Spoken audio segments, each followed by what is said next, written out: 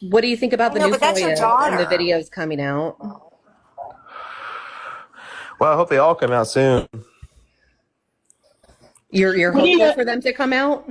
Yeah, I want all of them to come out. Gypsy's I not want. worried? No, not at all. Okay. I think that it's important for everyone to see Hey, everything. keep making content.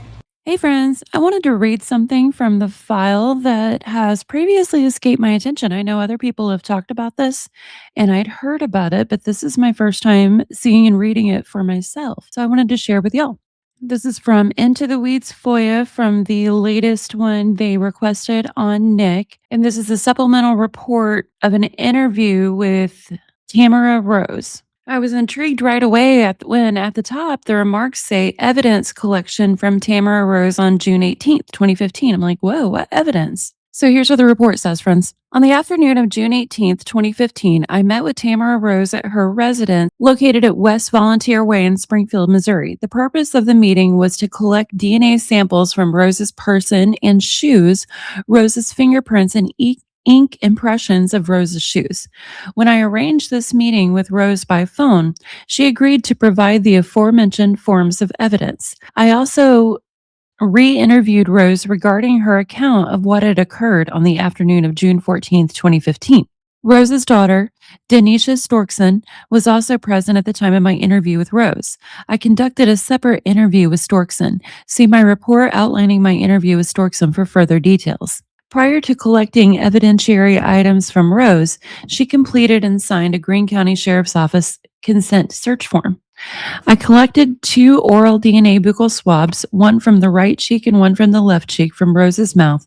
I also took Rose's fingerprints and a fingerprint card. Lastly, I connected DNA swab samples and ink shoe impressions prints from Rose's shoes. Rose stated she was wearing the pair of shoes she presented me with when she entered Claudinia and Gypsy Blanchard's residence on June 14th, 2015. So we already got confirmed here, friends, that more than David Blanchard went in. Let's continue. I photographed Rose with a Greene County Sheriff's Office consent to search form she had completed. I also photographed the soles of Rose's shoes with a scale present. When asked to recall what had occurred the afternoon of June 14th, 2015, Rose's account of the initial part of the event was the same as when I had initially interviewed her on June 14th, 2015. Rose stated that she received an unusual Facebook post from Claudinia and Gypsy Blanchard's Facebook page. After walking to the Blanchard residence, Rose knocked on the door in an attempt to check the well-being of Dee Dee and Gypsy. Rose could not get anyone to answer the door. A male and female then arrived in a vehicle and contacted Rose at the location.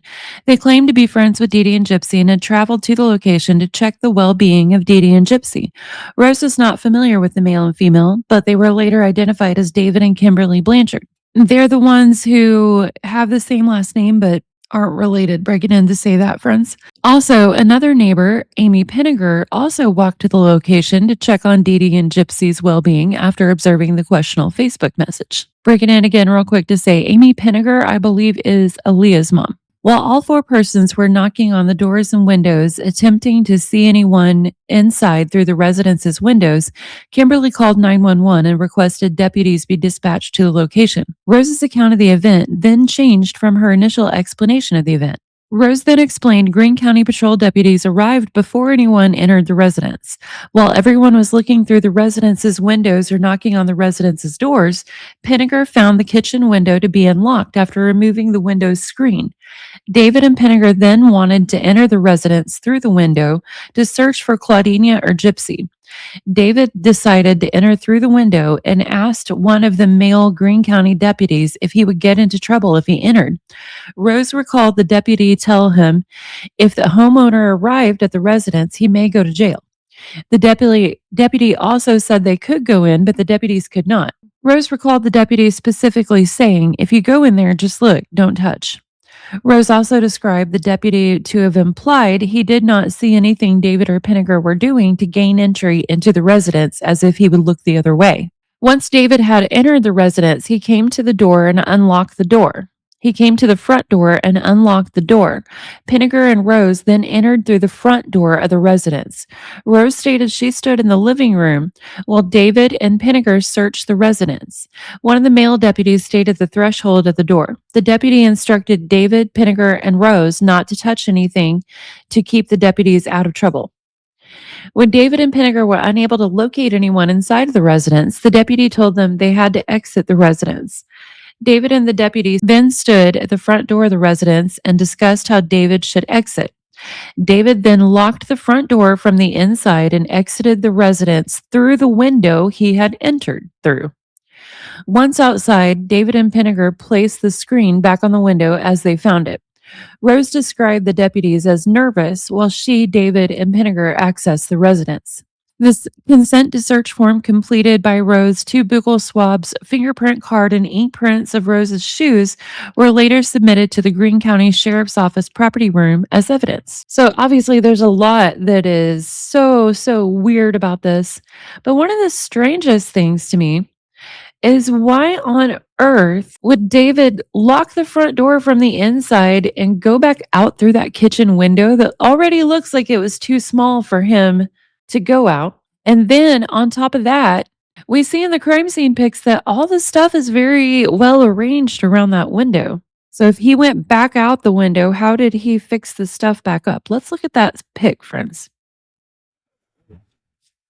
Okay, so this is the kitchen window they're claiming that David Blanchard both came in through and then went back out through. See how the stuff is all set up here? Looks like there might even be change here. I don't see any kind of scuffing around the walls. Him coming in. And instead, they're saying that he was standing right there with the cops and made the choice to lock that front door from the inside and climb back out this window. Like, why would you even do that? That doesn't make any sense at all. None of this makes any sense, though, friends. So, what am I saying? Are these little keys on the wall here? What do y'all think, friends?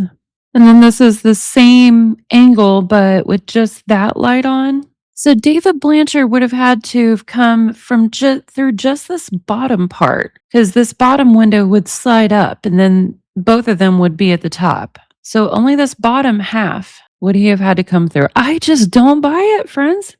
Weird. That looks like Gypsy tossed down her purity ring there. So yeah, I just found that really interesting because I've always heard rumors that there were other people in the house that day on June 14th, but I never saw it confirmed through documents before until I read that. So I'm curious what y'all think, friends. Let me know what you think in the comments. Like I say so often, every time I think I have facts like really nailed down on at least just one aspect of this case, I find out something that turns them all completely over. I don't know what to think now. My mind's blown. What do y'all think, friends? We'll go out with a palate cleanser.